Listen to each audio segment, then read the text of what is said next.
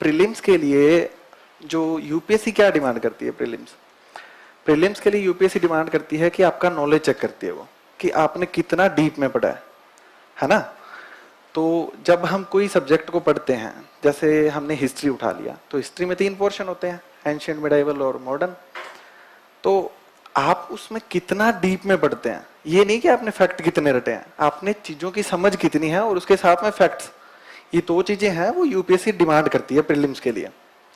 वैसे अगर पूरे सिलेबस की बात करें ना, तो प्रीलिम्स और मेंस दोनों एक साथ करने चाहिए, क्योंकि ऐसा नहीं है कि प्रीलिम्स को एक अलग पोर्शन है फिर मेंस अपन अलग तैयार कर रहे हैं, ये नहीं होना चाहिए। प्रीलिम्स और मेंस का कंबाइंड तैयार करना चाहिए। जैसे बहुत सारे टॉपिक, इकोनॉमिक्स है, प्रीलिम्स मेंस का सेम है, वैसे ही ज्योग्राफी है, प्रीलिम्स मेंस का सेम है, साइंस टेक में बहुत सारे पोर्शन सेम है।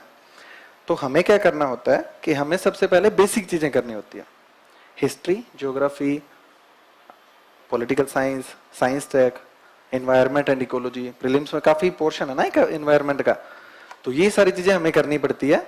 तो उसके लिए सबसे पहले हमें करनी पड़ती है स्टैंडर्ड बुक्स।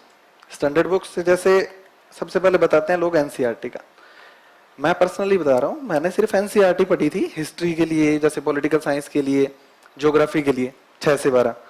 तो उनसे होता क्या है कि हमें एक विजन मिल जाता है ना, कि कैसे तैयार करना है, कैसे चीजों को समझना है। एनसीईआरटी में क्या है कि एक स्टोरी होती है, स्टोरी टाइप में दिया होता है, ऐसे थोड़ी होता पॉइंट बुलेट पॉइंट में दिया होता है, ऐसे नहीं होता ना, सबने पढ़ी होगी एनसीईआरटी, तो एक स्टोरी टाइप में होता है। तो उससे हमें आइडिया लगता है कि मतलब अपने इंडिया में है क्या चीज, कैसे अपनी ज्योग्राफी है, कैसे अपनी हिस्ट्री रही है, तो एक आइडिया बनता है ना। तो हम धीरे धीरे उस प्लेटफॉर्म पे चढ़ने के लिए तैयार होते हैं। और जैसे हम दूसरी रीडिंग मारेंगे हमें नई चीजें मिलेगी, तीसरी रीडिंग मारेंगे नई चीजें मिलेगी।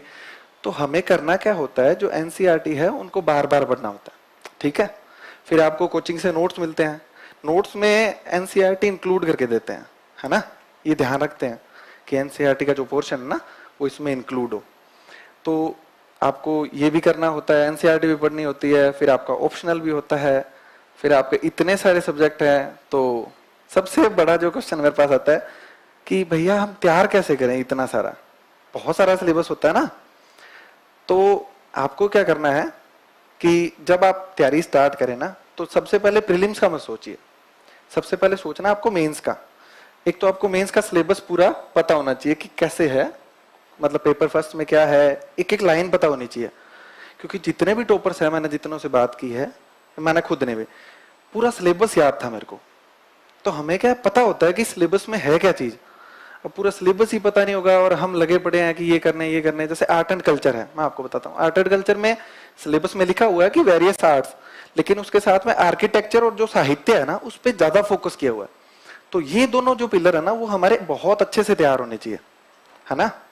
तो इसके बाद में हम जैसे तैयार करते हैं, अब प्रीलिम्स की लग गए आप, तो प्रीलिम्स में सिर्फ ऑब्जेक्टिव क्वेश्चन को सॉल्व करने पे फोकस नहीं होना चाहिए, क्योंकि प्रीलिम्स का पेपर आ रहा है ना वो ओपिनियन बेस्ड आ रहा है। इस बार का पेपर देखा होगा आपने, इस बार के पेपर में ओपिनियन बेस्ड क्वेश्चन थे। अगर आपको आता है तो आता है।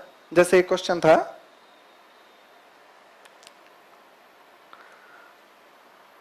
आप अपनी पसंद की विवाह करते हैं, है ना, तो वो कौन से आर्टिकल के अंदर आएगा। हाँ, तो उसमें ये डाउट था लोगों को कि आर्टिकल 19 भी है, क्योंकि अभिव्यक्ति की स्वतंत्रता है, और आर्टिकल 21 है जीवन जीने का अधिकार। तो बहुत से लोगों ने सोचा कि यार जीवन जीने का अधिकार कैसे होगा, लेकिन आर्टिकल 21 में है गरिमापूर्ण जीवन जीने का अधिकार, है ना। तो गरिमा तभी होगी ना जब अपन अपनी चॉइस से शादी करेंगे। ऐसा तो है नहीं कि अपनी चॉइस ही नहीं है और अपन अपनी शादी कर दी, फिर अपन पूरी जिंदगी उससे परेशान हो रहे हैं, तो वो गरिमापूर्ण नहीं होगा ना।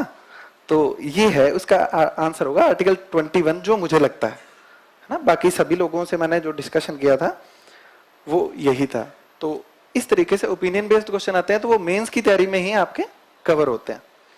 तो सबसे पहले आपको बुक लिस्ट के बारे में मैं बताऊंगा।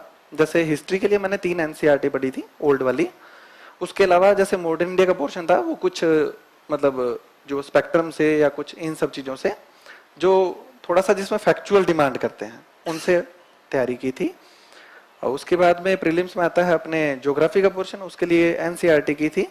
साथ में कुछ यूट्यूब से लेक्चर, जैसे मुरनाल के लेक्चर हैं, वो सब मैंने किए थे।